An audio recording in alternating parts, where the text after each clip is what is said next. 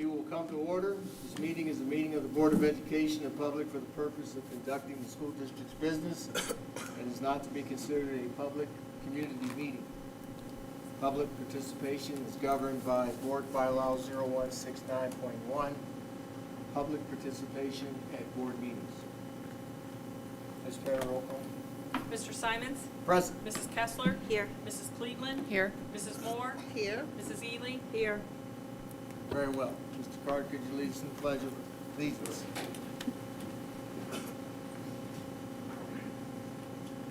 I pledge allegiance to To the flag of the United States of America and to the republic for which it stands, one nation under God, indivisible, with liberty and justice for all. Thank you, sir. Sir. I'd like to have a motion for the approval or revision of agenda. I move to approve the agenda as presented. Second. Moved in second. Mrs. Kessler? Yes? Mrs. Cleveland? Yes. Mrs. Moore? Yes. Mrs. Ely? Yes. Mr. Simons? Yes. Motion passes. Mr. Card, is there a message for this evening? Yes, we have Sharonville Elementary Principal Casey Jordan and her team. So I'm going to turn it over to her and let her introduce who she has with her.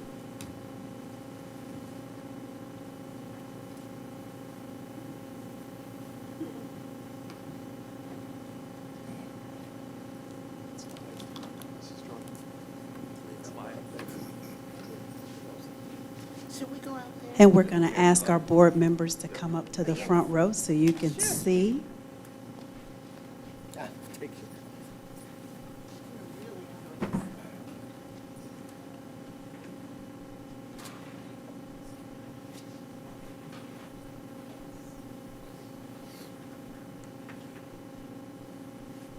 Good evening, everyone. As Mr. Card shared, I'm Casey Jordan, and I'm the very proud principal of the Sharonville Elementary School. And I brought a few of our scholars with us who have been working really hard in our new reading program, Wit and Wisdom. And they actually are going to do some of the teaching tonight and tell you exactly what they're going to do. So I'm going to turn it over to them. Good evening, members of the Princeton Board of Education and guests. We are students from Sharonville Elementary School. Tonight, we invite you to dive into reading with us. During the semester in reading class, we learned about the sea. Our essential question was, why do people explore the sea? We read two books, Shark Attack and Giant Squid, Search for a Sea Monster. After reading, we made didactic wall panels. These are like signs you see in museums or aquariums that teach you about an exhibit.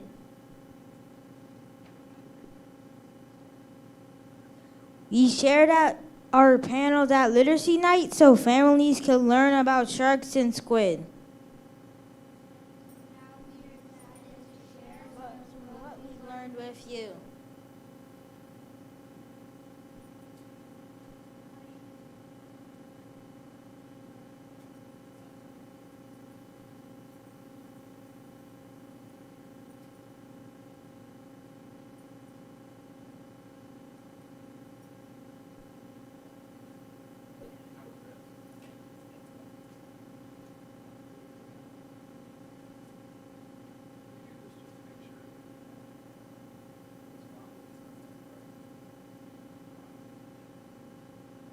All right.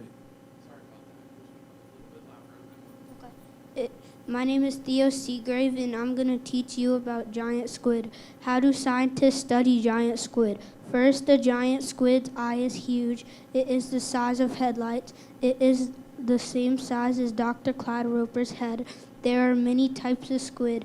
Dr. Kubadera scouted the giant squid by using a long fishing line with cameras and bait. This is how scientists study giant squid. My name is Neera, and I'm going to teach you about sharks. It is important to study sharks because they are dangerous predators, but they can help people too. First, squalene can slow down the growth of tumors in humans. Squalene is a chemical found in the liver and stomach of a dogfish shark. Next, sharks have cartilage that is used to make artificial skin for burned patients. The cartilage helps humans by not getting infected or sick by the burns. Now you know all the reasons why sharks are important. Hello, my name is Jordan, and I'm going to tell you about giant squid. Fun fact, a colossal squid can have big beach ball eyes. Their big eyes help them spy on objects in the dark. Also, they use their funnel as a propulsion system. Like other species, they have 8 arms and 2 longer whip-like tentacles. Some suggest they may attack any small whales. Hello, my name is Juniper, and this is my paragraph. The giant squid has the biggest eye in the animal kingdom. They are masters of disguise, and they also have a donut-shaped brain. Their diet likely consists shrimp, fish, shrimp, and other kinds of squid. The giant squid's diet is a carnivore diet. The group name of a giant squid is a school. The scientific name of the giant squid is the Architeuthis ducks. The sperm whales eat the giant squid because they can only eat cephalopods, which means soft-bodied animals. My name is Cairo, and I will tell you about sharks. Scientists have studied sharks in many ways. First, scientists use tools to study sharks underwater to stay safe, like the shark cage. Rodney Fox made the shark cage to study sharks safely. He did that because he did not want to be attacked again. Then the tailors invented the chainmail suit for a test drive. The chainmail suit is made up of thousands of tiny interlocking stainless rings, steel rings, and in conclusion, it's important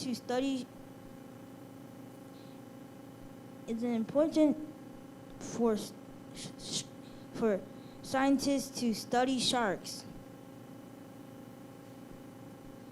Thank you for learning about sharks and giant squid with us.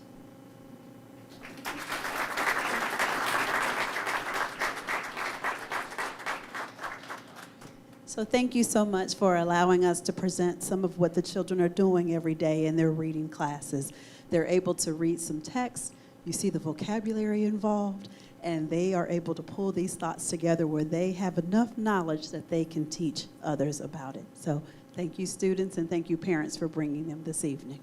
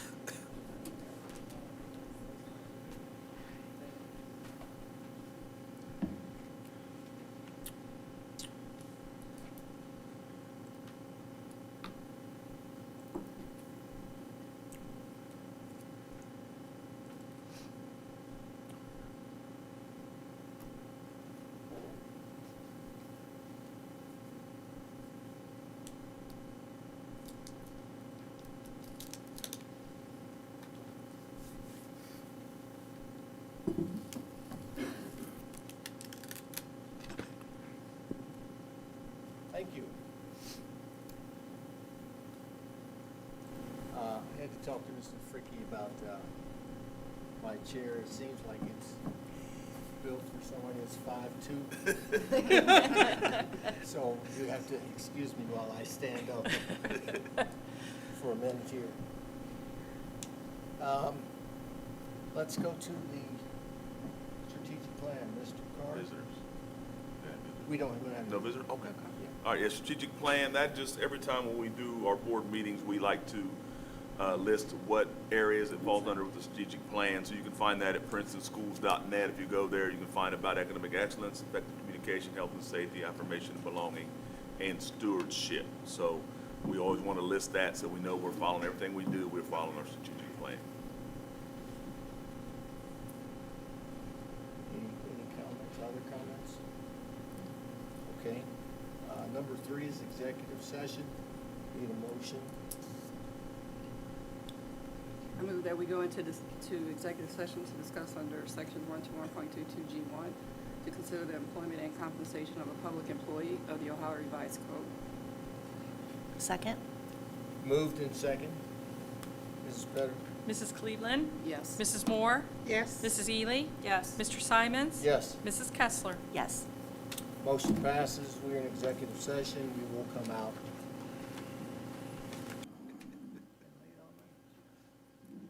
Okay, we're moving on to the consent agenda. I need a motion. I make a motion, we approve the consent agenda as written. Second? Okay, Mrs. Better? Mrs. Moore? Yes. Mrs. Ely? Yes. Mr. Simons? Yes. Mrs. Kessler? Yes. Mrs. Cleveland? Yes. Motion passes.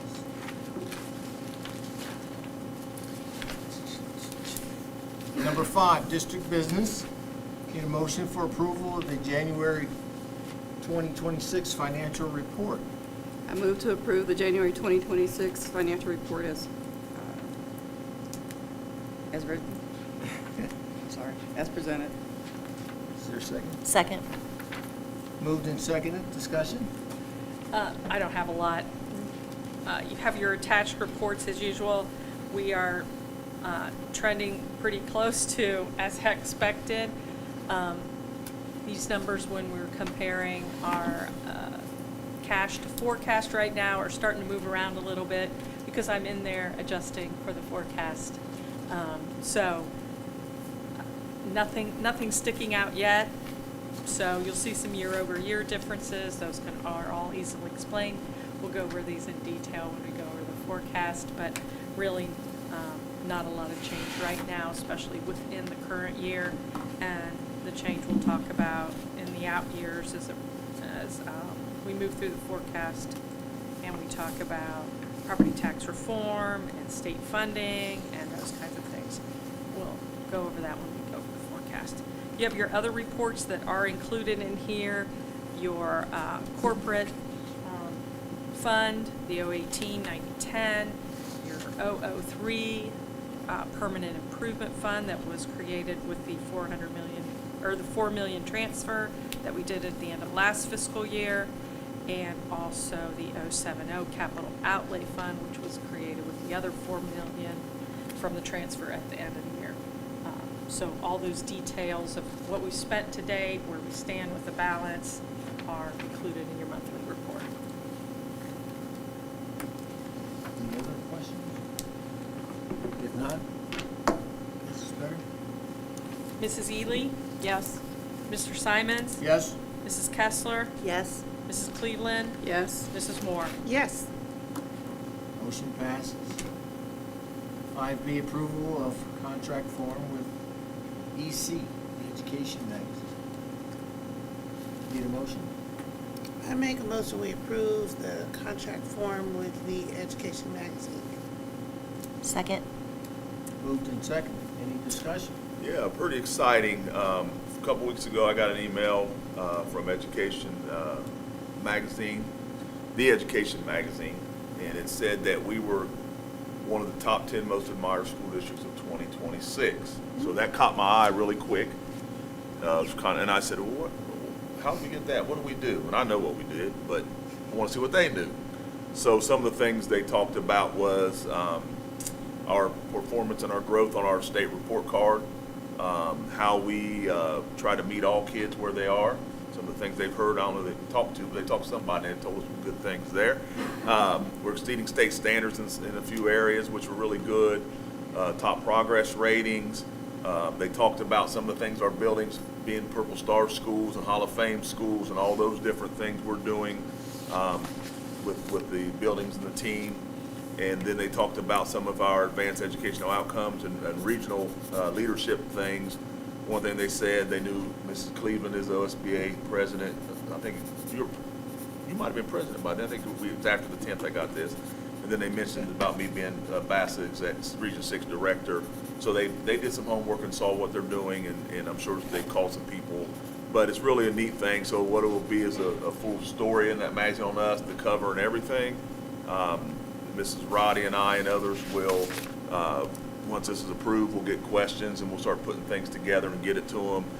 Looked like probably by the end of the school year the magazine would come out. Last we heard, it was a couple weeks ago, so that could have changed a little bit. But it was just pretty flattering that they looked at Princeton and saw all the great things we have going on and wanted to do a story on us. So I was excited, and when I got it, I said to Miss Roddy, and I said, you know, always, every time I get something like this, I say, is this real? She's like, yeah, it's real. And just excited and told the cabinet and others and let the board know. But I look forward to having those conversations with them. I look forward to the story coming out. So this book goes global.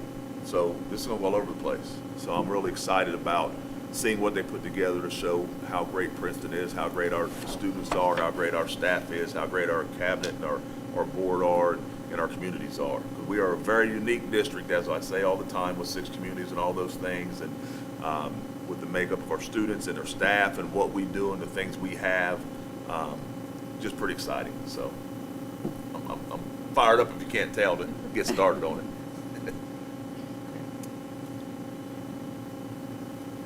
Any other questions? If not, Mrs. Scott? Mr. Simons? Yes. Mrs. Kessler? Yes. Mrs. Cleveland? Yes. Mrs. Moore? Yes. Mrs. Ely? Yes. Motion passes. Moving on to number 6, discussion, academic update.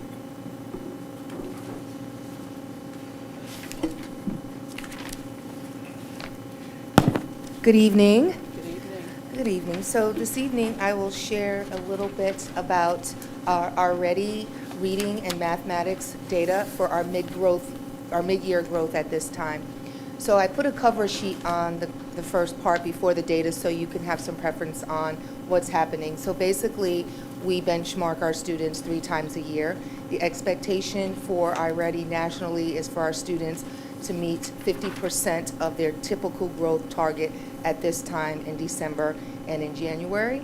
So when we look at the benchmark strengths that we have for the last 3 years, we have exceeded and outperformed the 50% national growth goal. And we've also done that also in our math with 50% growth goal across nearly all levels for 3 years. But we will see when you look at the data, we'll talk about some of the trends and some of the data this year that dropped a little bit, and we'll talk through the action steps, what we will do to improve that. So if we look at the data here, this is what we did here, 2023, 24, 24, 25, 25, 26, and the colors are in cohorts.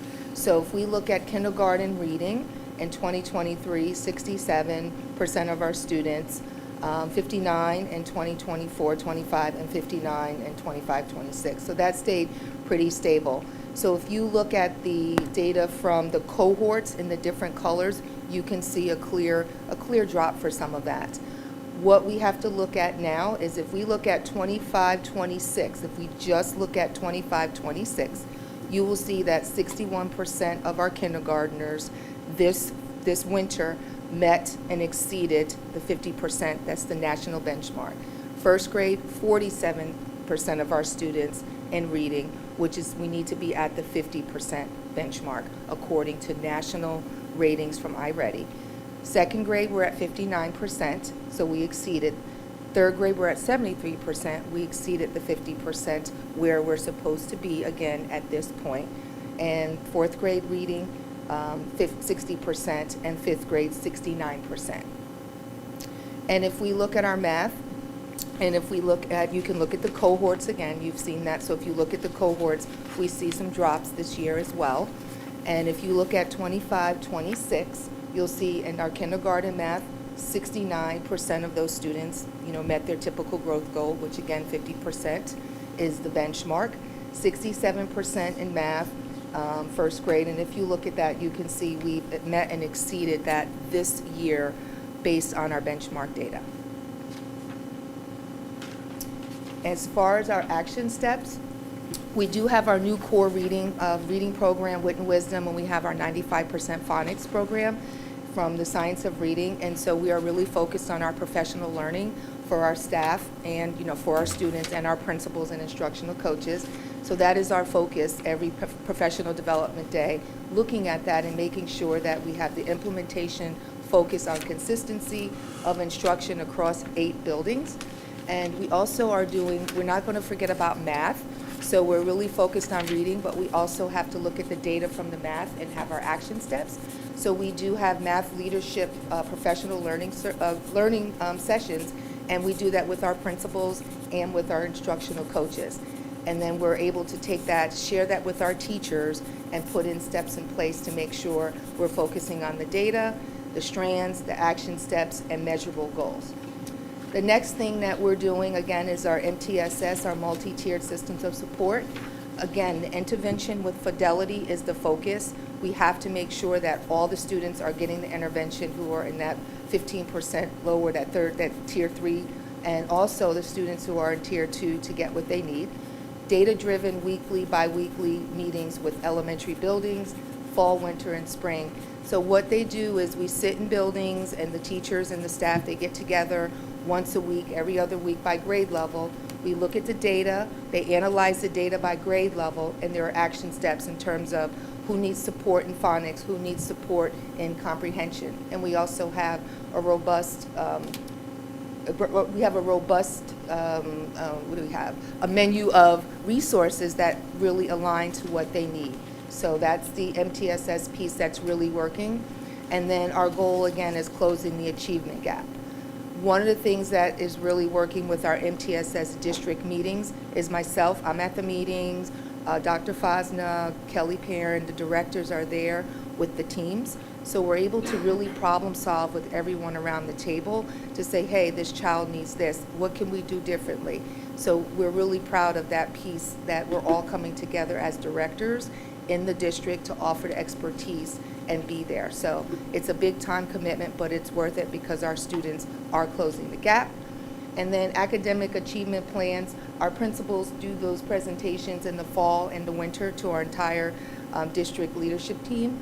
And we sit and we go over that, and there are focused questions about the iReady data, OST, and we sit and the principals share what they're doing in their building, what are their action steps, how are they doing, how are they measuring those goals. So those goals are shared, common goals, and they're coming up with action steps. Again, the district directors are in those meetings, and sometimes teachers come as well, and that's really helping us support the needs of our students to continue to close the gap. Any questions? One question. Yes. If you go back to the charts, whether it's reading or math. Yes. Which one would you like to see, math or reading? Well, that's good. Okay. For instance, in 2025, first grade math was 69%. And it's projected that it's gone down to 58%. So first grade math from 2024 to 25, it was 69% that students met their growth goal. And this year it was, our first, you're talking about the 58%? Yes. Right, so that's the cohort from first to second. Yes, that did decline. Yes. But we also have to look at, we still hit over 50% of what the Understand. expectation But I was is. just saying, is there a reason for that? Well, those are the reasons why we have the meetings, to look at the data. So it can be anything from, we have either newer students, or if the students aren't getting and understanding the implementation model. There's many reasons for that, which is why we sit around and have those conversations, dive into the data. There's no particular reason why, but we sit and we talk as teams, and the data is analyzed every quarter, every benchmark, and we come up with suggestions to help. So there's no really specific answer of why did they drop. We can assume and we can look at the data, but our job is to really help problem solve the buildings, with the buildings. Because I look at the third graders in 24, 25, they've remained consistent, in fact grew 1% the next year. So are we comparing why they're staying steady and the other classes aren't? We just continue to look at the data and problem solve each year. Again, there's no specific answer as to why, but those are the cohorts that are in the colors there. But I think if our focus, again, we have to look at where they are right now from fall to winter, which is the 50% and over is the typical benchmark. So yes, we do see declines, Yeah. but we still see that they're meeting or exceeding the 50% threshold that the national standards say Yeah, I understand. where they are. Okay. Any other questions?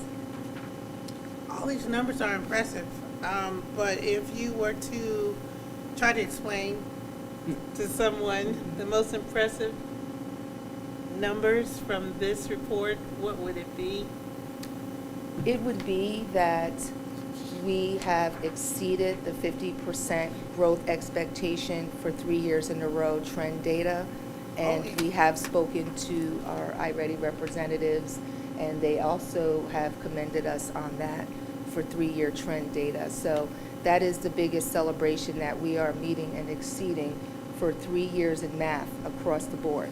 So for the last 3 years, we've met and exceeded that. And if we go back to reading, the only place that we were below 50% was with our first grade reading this year, and it's like 3%. So those are the celebrations that we could take from that, knowing that we still have work to do, knowing that, there are some drops with the trend data from different cohorts, but we do have areas to work through, and that's what our building teams are doing together. And you're benchmarking 3 times a year. Yes. So you will expect even better numbers next time. Yes, and with our new reading and science of reading in The place, science of reading. we're really hopeful. And it does take a couple years for, the research says it takes a couple years, but we're going to stay hopeful, continue to provide the support and implementation with fidelity across 8 buildings is what we're striving for. Thank you. Okay? Any other questions? Thank you.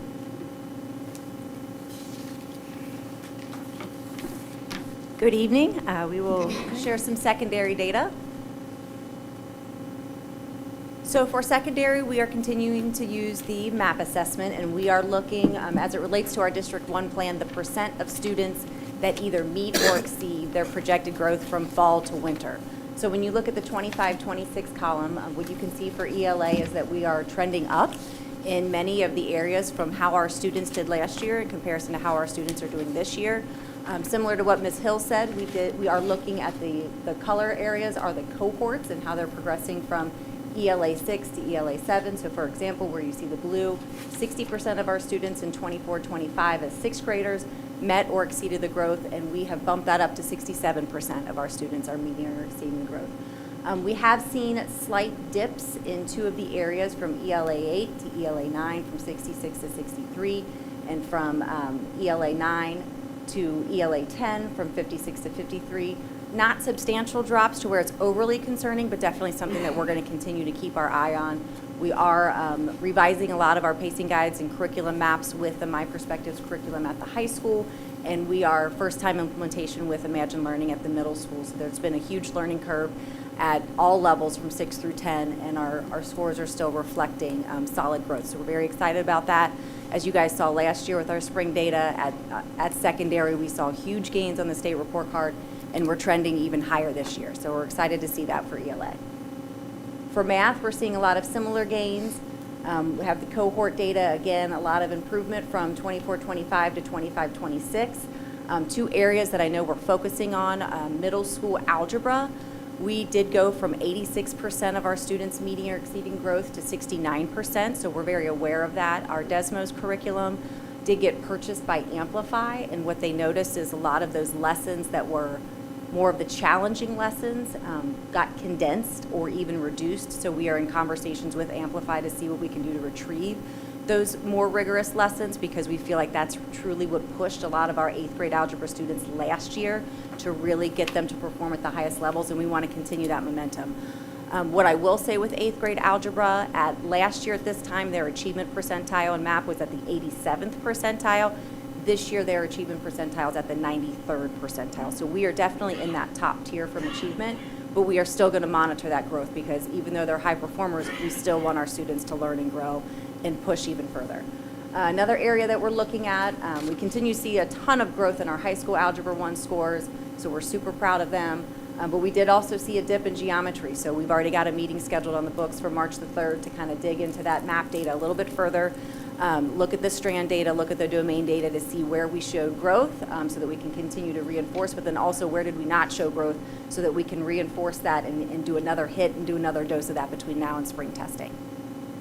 A lot of the things that we have focused on this year from professional learning, collectively, all three of our principals, Mr. Anderson, Dr. Arnold, and Mr. Stallings, all agreed that taking a deeper look at our EL data and our OLPA data for that population of students needs to strengthen. We need to gain a better understanding of what that data looks like, and then also what strategies to use in the classroom that we know if it's good for our EL learners, it's going to be good for all learners. So we've done a lot of professional learning in that area to really strengthen those practices. We did some learning with vocabulary routines, which is applicable in all content areas as it relates to the science of reading. We continue our work with the Writing Revolution and Newsela Write. So we purchased Newsela as one of our resources to use. We saw huge gains in our writing scores at the middle school last year, and we're continuing to use that resource. We actually have the co-founder of Newsela coming in tomorrow to visit our students and visit our teachers to kind of hear more about what Princeton's doing, because they use our data to promote their program, because we've seen such substantial gains with Newsela Write from last year to this year. And then we continue to utilize the state rubric and use it for instructional purposes. We really are focusing on that teacher-based team 5-step process. Last year we took a deep dive into the data and subgroup data. Now we're really focusing on Tier 1 practices and Tier 2 practices, and our department chairs and building level leadership and myself, we go in and we provide feedback to the teachers on the data that they collect to continue to strengthen that process. We also have our one-on-one map conversations with administrators and teachers to see where are the areas of strength and where can we continue to grow. We are fortunate enough to still have Bree Hanna as our Read Ohio literacy coach that partnered with the middle school last year. She's not with us as many days because of the growth that we've seen, but we are still able to partner with a Read Ohio literacy coach so that we can continue to have that high quality implementation of instructional practices. She's also providing a lot of strong support from a resource implementation standpoint. And then twice a month, with the exception of December since that was a shorter month, twice a month I go in and I provide cooperative learning coaching to our teachers. So they will utilize a cooperative learning structure, and then I provide them on-the-spot feedback. I was in Mr. Douche's class not that long ago. He, of course, did an excellent job, as he always does. But they practice those structures, and then we provide that feedback, all the things that are going well, and then if there's a tip on a way to improve it, then we provide that information to that teacher so that they can revise those practices and continue to learn and grow. Questions? What does MAP stand for? Oh, Map data. it's the MAP. What is it? Measures annual. Whoo, man! I've been using it for years, and I've been calling it MAP for years. I forgot what the long word was. Thank you for helping me out with that. Measured annual. Yes, measurable annual progress. Okay. And it's so much here. I mean, it's wonderful. I mean, if I go home And my husband says, "What they talk about tonight?" And then what can I say about your numbers? I know there's a lot. So I mean, you know what, you are right. There's a lot to celebrate with the secondary data here, so it's kind of hard to narrow it down. But I will say, I think what excites me the most is I know, and I know I kind of already touched on this, but the excitement that the secondary teachers experienced, especially at the middle school last year with the state report card growth, was just, they hadn't seen it in a while. They hadn't seen it ever. So the excitement that they had to go from a 2 to a 4-star building has carried throughout the year. And so to be able to see that the data is even stronger than it was last year and continuing to trend upward, that's just exciting. That, you know, middle school is a hard time. It's a hard time for kids, and our teachers work very hard, and our high school teachers work very, very hard too. So to see that growth, you know, the high school has seen it for several years, so we continue with that excitement, and it's great because that excitement hasn't faded. You know, they are still on a mission of we are going to be a 5-star building, and the middle school is now on that same mission of we are going to be a 5-star building. So to see what that winter data looks like and know that it's even higher than it was is exciting to see. Something else to add, our 5th graders. Our lovely little 5th graders that are taking 6th grade math, 100% of them not only met their projected growth, but exceeded their projected growth. Great. So Miss Chandler, our 6th grade teacher, who's just absolutely incredible, she could not wait to email. She's like, she goes, the kids did great, but I got to let you know how our 5th graders did. So, you know, she made a point to reach out to say just how well they're doing, and we've got our elementary GIS, Nikki, that provides that support on a daily basis. So we're excited to see that, and I know that our 8th grade algebra teacher, Mr. Lawhon, was kind of beating himself up over the not that the percent wasn't as high of the kids meeting growth. But I'm like, but wait a second. Last year, our 8th graders were the 87th percentile for achievement. This year, our 8th graders are at the 93rd percentile. So we always want to continue to get the highest amount of growth. But we also know that when you have very high performing students, it's hard to continue to grow the same number. Right. You know, they'll continue to grow, but to grow that same number just becomes challenging. So I'm like, you've got to look at it. We've grown those numbers of 8th graders that have taken Algebra 1 from 47 to 70.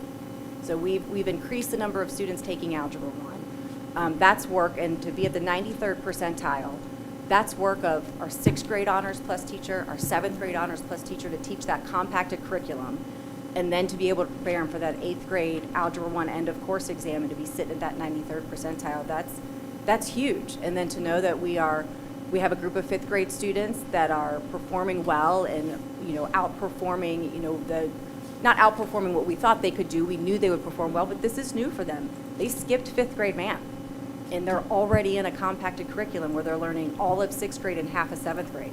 So by the time that they become 6th graders, I keep telling them, like, you're double accelerated. You're going to be in the 6th grade taking 7th and 8th grade math, and at the end of 6th grade, you're going to take the 8th grade math OST. That's huge. So it's hard for me to narrow it down because the growth that we've seen is just incredible. And, you know, this is district level data, but I got to give a shout out to our Innovation Center too. They come with a lot of hard things that go on in their home life, and they've jumped back into MAP, and they had a break from taking the MAP assessment for 2 years and kind of tried some different things and said, you know what, we think we need to get back into MAP. We think that it has a lot of value and the reports can be very valuable. So they jumped back in. They're doing a lot of learning with the reports, and we're seeing growth with our Innovation Center students too. Do we have a long way to go? Yes, but we are definitely on the road of moving from 1 star to 2 stars. And is that where we want to end with the Innovation Center? No, but to go from 1 star to 2 stars, knowing that the students come to us with some hard things that they're facing is great. So it's hard to narrow it down. But, you know, it's also getting a little late, so I think everyone behind me, if I continue to talk, might be upset. Well, I thank you. Thank you very much. Thank you. It's impressive. Yes, thank you. Thank you. Thank you, and I would say real quick, I know some of the meetings we have with the buildings, I mean, I step in and some of them trying to figure out what we need to do to grow are very enlightening. So thank you guys for doing that. It's really everybody there. It's really good conversations with the principal and the team leader, or somebody else comes and tells us, here's the things we got to do to get better. they're putting them in place, and we're continuing to grow. So I think that's a positive. We always want to keep getting better and better, but we continue to tick. That's great. Okay, we're moving on to 6B, homeschooling. We had a brief discussion last time, but we had some members that weren't here. Superintendent Card wasn't here, so now that we're all here, thought we'd have this discussion. Not lengthy, because we've already shared, but, so Jada, would you want to start, or else would you want to start? So I've done a lot of research. I've looked up some things. I've talked to homeschool parents I know. It's finally for me come down to educate a student requires a set amount of money. That money is not just what people pay in taxes. There's a lot more that goes into that I've learned from Ms. Petter. Government funding only applies to full-time enrolled students. My concern with homeschool students taking core classes, math, science, English, history, and those types of classes, is how it would affect our full-time enrolled students for whom we get the funding.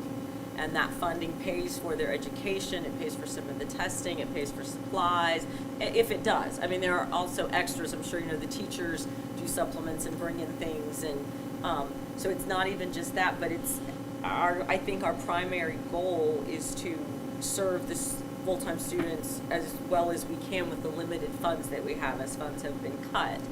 I don't necessarily see the same issue with electives.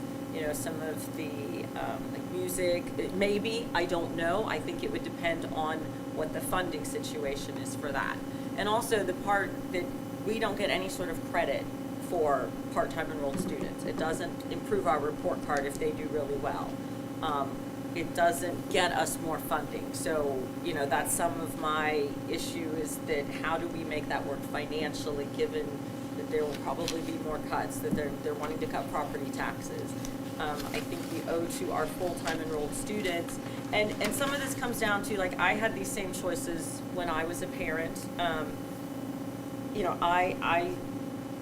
I had the ability to be able to teach math and science, and I chose to do public school because that was what was best for my kids all around. There were things I knew I couldn't teach, so I made the decision, and private school was on the table too, but based on what Princeton offered, we chose to be full-time students because I thought that was the best option for my children. And some of my friends at homeschool, they have gone to private schools because that's where they thought their student would fit in better, and they are paying for those part-time classes. So I don't know how we would charge fees for part-time enrolled students, how any of that would work. However, Jody has brought up a point about CCP classes, which can be taken at local universities. Are those low cost, free for homeschool students? So, after hearing that, and we did that while we were in Princeton as well, because again, that was ideal for my child to take, some smaller classes, college level classes. So I'm thinking maybe that's a good option to maybe have Princeton, hey, here are the homeschool, or here are the CCP information. Here's the CCP classes that we send our students to. Let us share, here's the link, here's who you talk to. Maybe that's Is a it at a valuable. cost? I don't know that it is a cost. I know you looked into that some, Joe. Well, I know for the homeschool. Now, They would I'm not- be doing that on their own, not through us. Well, but what I was getting at is that if there is a cost, I would assume if we say this is possible, they're going to ask us, so what would Well, the no, but then I cost? think the parent should, Yeah, I get it. mean, But I think we need to find out, is that even possible? Yes, it is possible for homeschool students to do students to do it. CCP classes. They would just have to register with the school, and if that's something they're not familiar with, that's, I think, maybe there's information somewhere that this is the contact at Cincinnati State, And we can at provide. UC Blue Ash, at, for the same class, it would be like the same classes, like I think my kid took a math class it was CCP instead of taking like honors something. Right. And we had to enroll with the school and, you know, do that kind of thing. But I think it would be a similar type. I don't know if that's a viable solution, if it helps keep our cost, you know. Controlled. Yes, controlled and providing for the full-time enrolled students, that we are getting the government funding. Because that's the big thing, is we're having to do more with less. And funding is a huge part of what we do, whether we like it or not. I mean, it's something that comes down to what's in the best interest of our core population. Thank you, Jamie. Judy, can you expound on the CCP? A little bit. I wrote down a little bit what I wanted to suggest. I would like to suggest that we look at welcoming homeschool students to audition for up to 2 of our performance music groups, grades 6 through 12. This would include choir, orchestra, and band. These are classes that we offer during the school day, but it also includes extracurricular performances outside of school hours. I feel Princeton's music performance class experience cannot be matched by a CCP class. I feel other classes can be matched with CCP. And CCP, there's information on the Ohio Department website, and all students in Ohio have access to CCP, grades 7 through 12. And I think that's what I just think that's a win-win for our district and for our communities, at least to see how that goes. Thank you. Mr. Carr? Yeah, and I would say, you know, I've said this up here before, you know, I want Vikings to be Vikings, but I also understand the music piece. I could, you know, that's something I could see based on availability. It'd have to make sure that there's room, so it'd have to come through us to say, you know, certain ones, and the skill level would have to be where it is, because our music program is, as we all know, is very, very high. But I would, Ms. Kessler, what you said, I think that's something I could get behind. But people need to understand, we don't have room. We don't have room, and you know, well, I'll make that call or whatever the case may be. We'll look at the staff and the staffing and things of that nature, because we talk about finances too. And as our finances get where they're at, you may have less staffing, which means you can have less kids in those certain classes. We have to look at all those things. So that's kind of where I'm at with it. Yeah, I mean, I'm just taking it all in terms of, I was going to mention the whole issue about availability, making sure that we have the spots available for students to participate if we go down that route. I think the other thing is, depending on what we need to do, we also, this is a change in policy, right? This would be a change in board policy. Okay. So taking that in consideration as to what that would entail, for instance, attendance, I mean, it crosses over into other parts of policy that we would also have to take in consideration. So just wanted to make sure we are aware of that.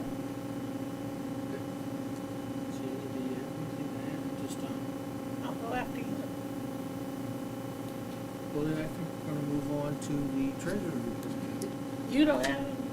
Oh, okay. Yeah, go ahead and move on to the treasurer's. Because I think I expressed my views last time. Any other comments? Oh, wait a minute, I do need to say one thing, I forgot. When it comes to homeschooling and a child's education, I believe that's up to the parent.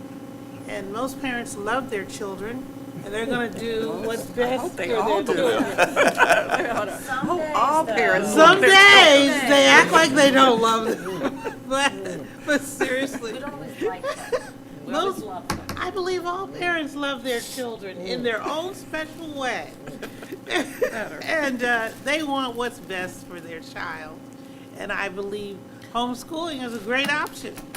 And I think public schooling is a great option, and so is private schooling. But every child is different. So I think whatever the needs are for that particular child is the best way to go. And whatever public schools can do without infringing on the current students, I think maybe it would work, maybe it wouldn't. I don't know. We have to look at policy We have to look at a few other variables, but like I said, I think it depends. That's the answer. It depends.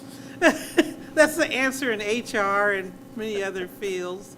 But I think the board is open, but the board also, I sense, will do what's best for all students as a whole. Thank you, thank you. All good comments. We will move on to the 7A Treasurer's Report. Only thing I need to have you prepared for is next meeting is the February forecast, and we'll go over that, and I'll ask for your approval. Also want to give you a heads up that along with that forecast may have a change to the appropriation, depending on what those numbers look like, since we're trying to balance to the forecast to the appropriation to keep all our legislators happy now. So that's what I have forward to 2 weeks from today.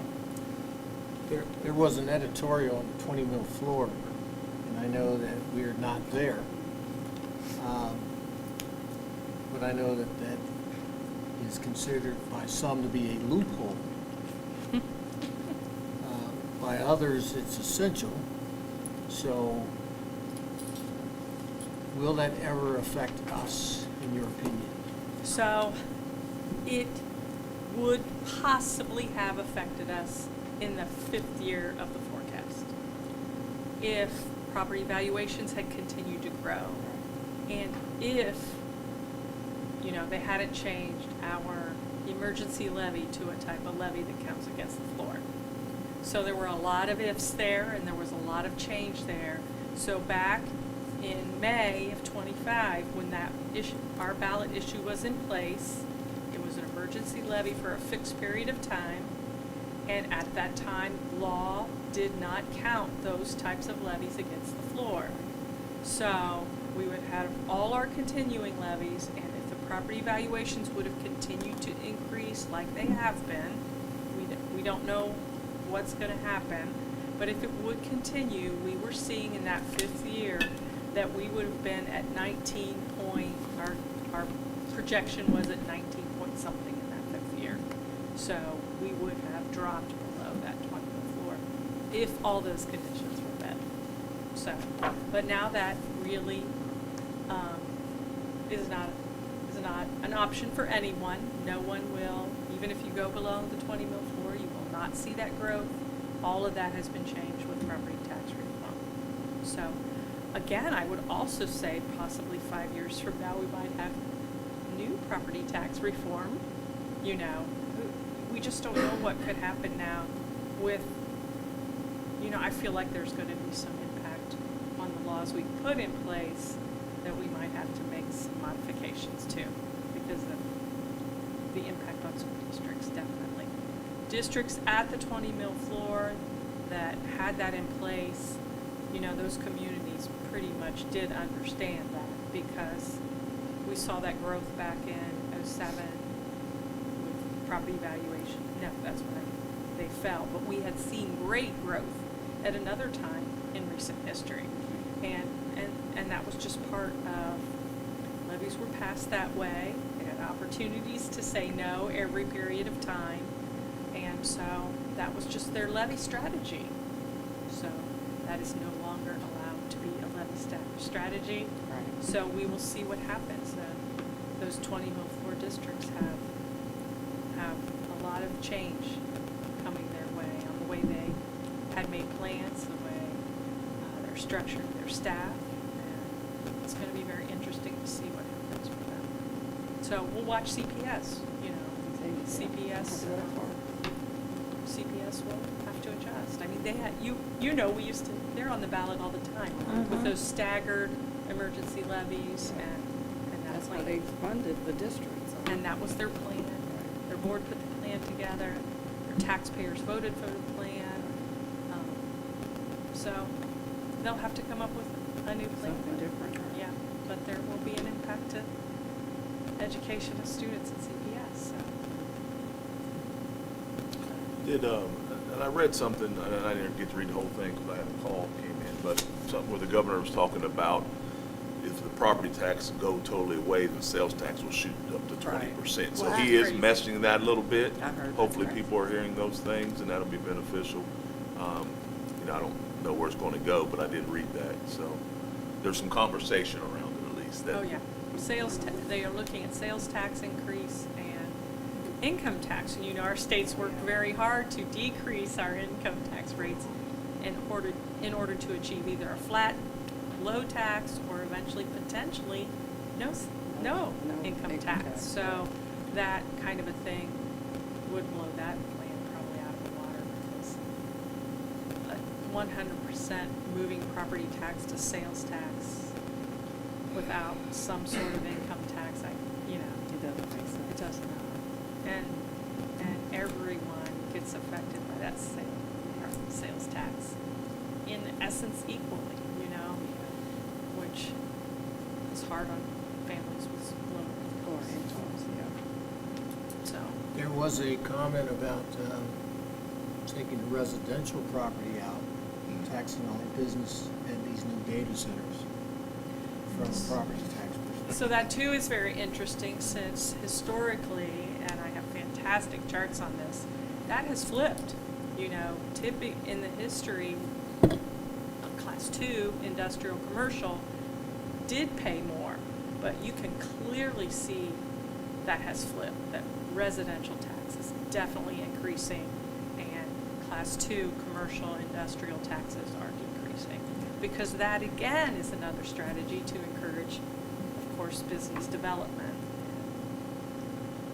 Right. We gotta pay tax, somebody's gotta pay tax. Somebody's pay for it. Or else we have to figure out a whole new way to afford all the things, The services that we all all the depend on. services we take for granted. Right. Which include schools, police and fire, libraries, and roads, and parks, and, Thank you. Appreciate it. Mr. Carter? Yes, I will give a quick little shout out, little humble brag, I guess, that I gave the board. As we're talking about, I mentioned the governor, something that I always want to tell the great things of Princeton, something that happened Saturday. I'm sitting on my couch waiting for my wife to finish some work, and my phone rings to the lieutenant governor, and he hung up, and I was like, oh, he just accidentally called me. And then he called back, and what he wanted was, he had saw something when he came and visited Princeton the first time. He's been here twice, that he thought was great. And he told Governor DeWine, I think other schools need to do those things. I'm not going to get into depth on it, but it just comes to show you that when people come, they see the great things we're doing. And I made sure to tell him, you and the governor need to come down and visit us. So, Lieutenant Governor Tressel, come on down and bring the governor to visit us. Okay, now I'm get off my soapbox. I got a lot of stuff, but I'll be quick.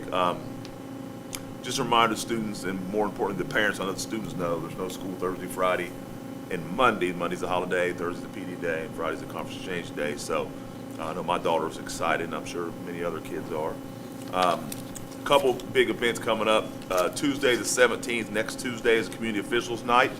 The basketball game versus Lakota East, where all our community officials come together. Normally do that in the fall at football, but this year, because we were playing elsewhere, we didn't do it, so we're going to do it during basketball. So I know Ms. Roddy and Mr. Clayton and the team have done work together to get that together, and a lot of people in the building.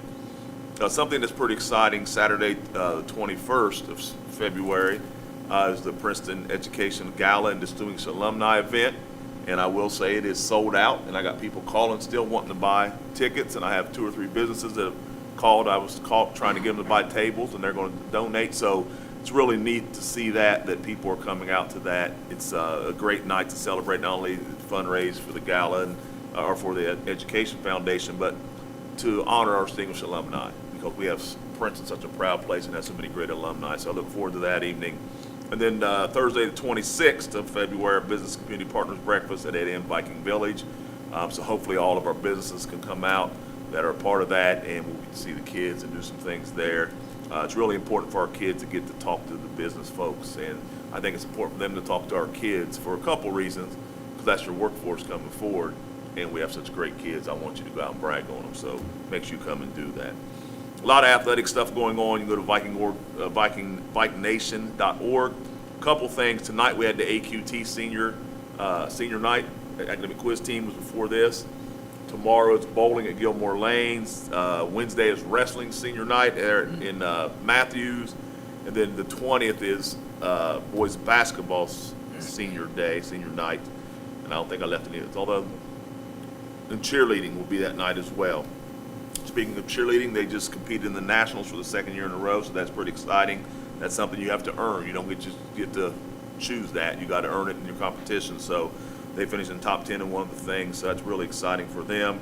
And then I'm going to give our middle school a shout out. Our 7th grade boys and 8th grade girls won the GMC championship this past weekend, and our 8th grade boys finished runners up. So the future's bright for our basketball program. And as many of you know, we had a pretty big weekend.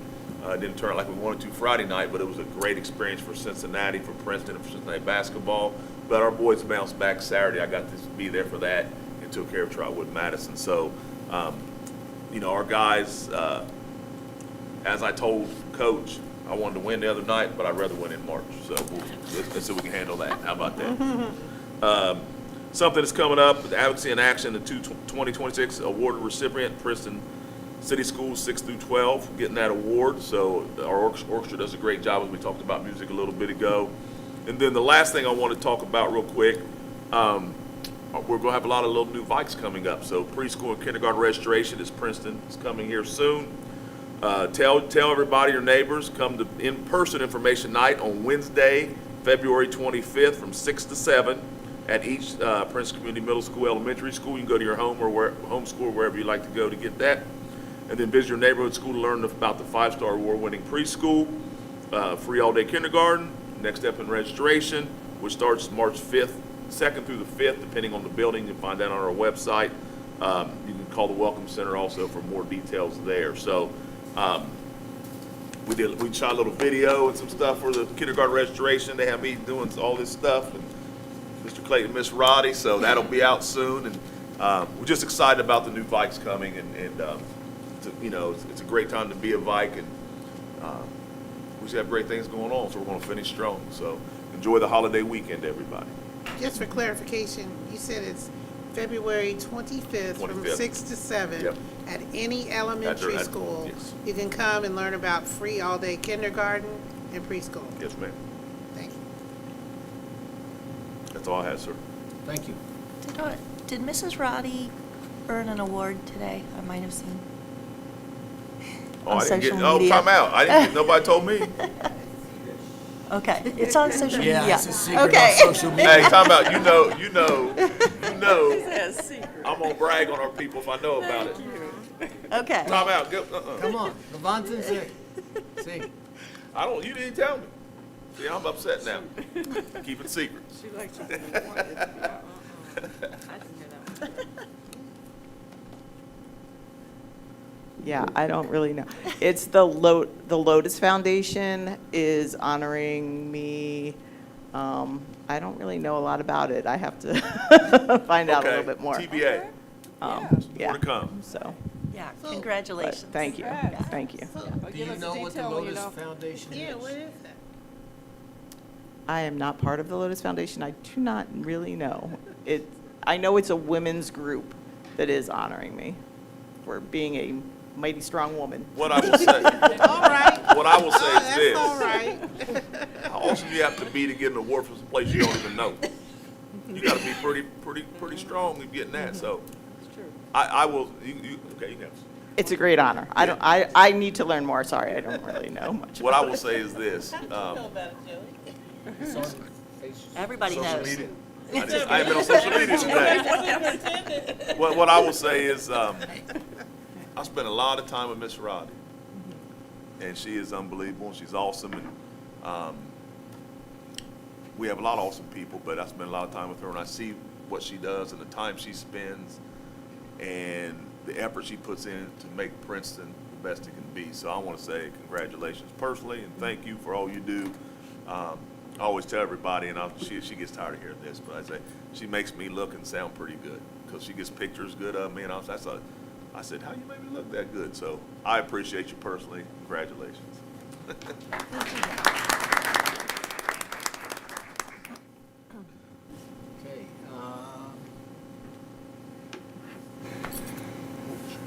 Nita, there's a printer or something that you, at the library, 5D or something? that you- No, there are a lot of cool things at the library makerspace. Could you, where some Princeton students were involved? Oh, yes, they went to Yeah. visit, yes. I don't know a lot about that. You don't, so No. that's a, come back and let us That's know? outside of my, yes, they went without my pushing them to go. Oh, that's great. No, Okay. But I tell everyone about the library, so yes, if anyone needs to know about the public library and how great it is.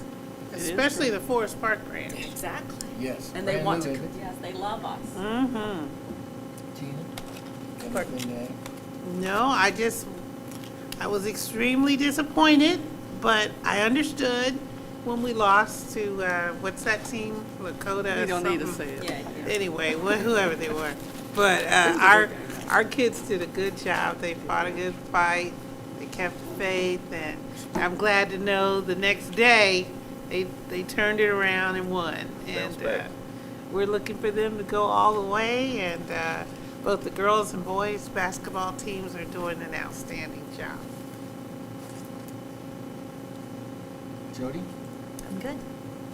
Mary? From an Ohio and local perspective. I've been going back and forth to Columbus, people asking. And right now, there's just a lot of planning going on from OSBA standpoint, Ohio School Board Association. So hopefully in the next couple of weeks, I'll have some things to share. We have a big meeting coming up in 2 weeks, so. Excellent, excellent. I will say, I'm gonna brag on you a little bit. You said what? I'm gonna brag on you a little bit. So we're one of the top 10 most admired districts. We're gonna get a whole layout. I might have saw a rough copy of an OSBA with her face on it. And a nice story about her and Princeton and Great Oak. So be looking for that here in the next month. It was really well written, and thought it was awesome. So, Thank you, thank you. Let's not forget the ladies have a basketball team. And they had a Rock'em Sock'em game out at Oak Hills on Saturday. And play tonight against Middletown. Play Wednesday, that game is over. Dakota East. And they play again on Saturday. So the Monday game, tonight's game was a reschedule. So, and I think that if they went out, they will be champions of the GMC. Oh, I said Big so win last too. Wednesday. Hmm? Had a big win last Wednesday. Yeah, They had a big win last Wednesday against West. Yeah. both teams are gonna go all the way. Yeah. Boys and girls. Nothing else? Need a motion for executive session. Okay, we're all looking at each other. I move that we go into executive session to discuss under sections 12122G1. It's the same one. Yes. Okay, just want to make sure. To consider the employment and compensation of a public employee of the Ohio Revised Code. Second. Properly moved in second. Mrs. Petter? Mrs. Kessler? Yes. Mrs. Cleveland? Yes. Mrs. Moore? Yes. Mrs. Ely? Yes. Mr. Simons? Yes. We are going into executive session. Do not anticipate any further board action afterwards.